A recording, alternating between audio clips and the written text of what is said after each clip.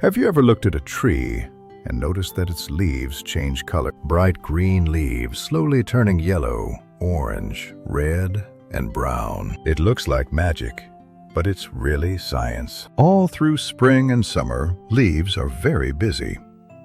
They are like tiny kitchens. Inside each leaf, there's something special called chlorophyll.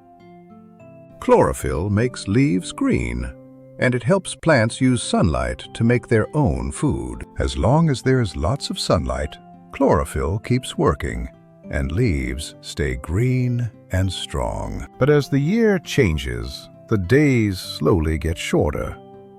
The sun stays in the sky for less time. The air becomes cooler, especially at night.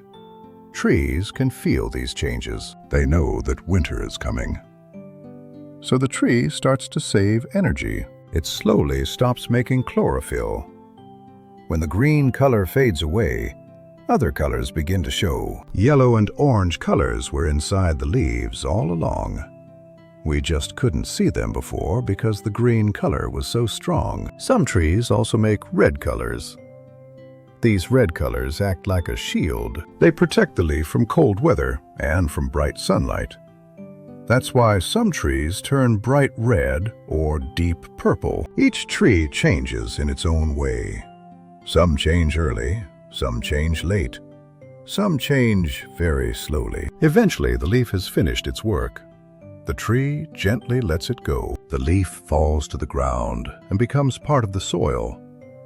This helps the earth stay healthy and ready for new plants to grow. So when you see colorful leaves, remember this. They are not just pretty. They are helping the tree survive.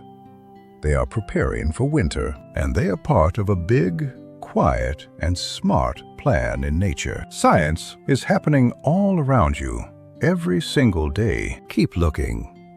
Keep wondering. See you in the next episode.